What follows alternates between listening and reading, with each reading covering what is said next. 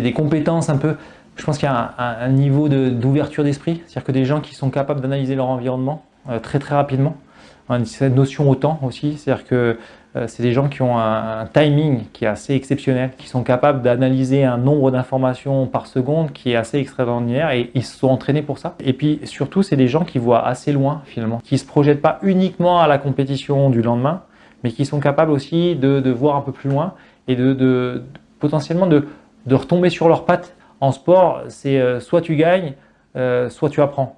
Et je pense que ces athlètes-là, ils sont un peu dans ce leitmotiv-là. Alors c'est sûr que pour l'ego, là je parle juste d'un trait de personnalité, ça fait jamais plaisir de perdre. Par contre, ces athlètes-là, ils sont capables de se remobiliser et parce que finalement, leur but ultime, il ne s'arrête pas uniquement à la victoire le jour J.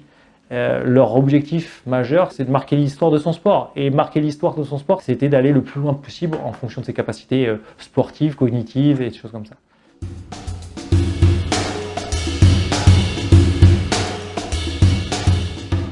Je pense que ces athlètes-là, ils sont doués dans leur sport, mais qu'ils auraient été doués ailleurs finalement. Parce que tout le travail qu'ils auraient été capables de mettre dans le sport, s'ils l'avaient mis dans autre chose, ils auraient excellé également.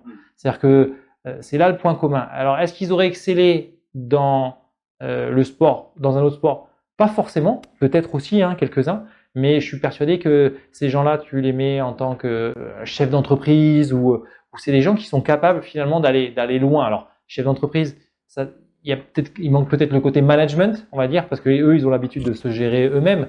Mais par contre, c'est des gens qui, à partir du moment où ils s'impliquent dans quelque chose, ils mettent tout en place pour réussir, pour aller le plus loin possible.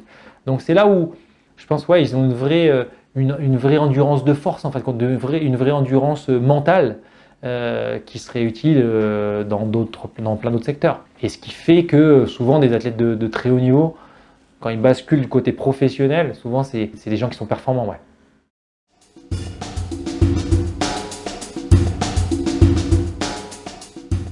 Ils ont une pugnacité, une volonté, un désir d'y arriver qui est plus grand que tout. Et aujourd'hui, ils mobilisent leur tête, mais leur corps entier à réaliser ce désir.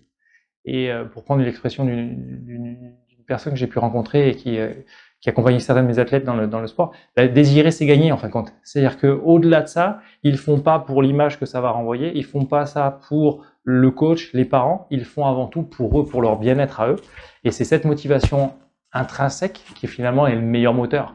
Et c'est ce qui fait que je prends souvent cette image, c'est que aujourd'hui, moi quand je fais du sport, à un moment donné je vais freiner.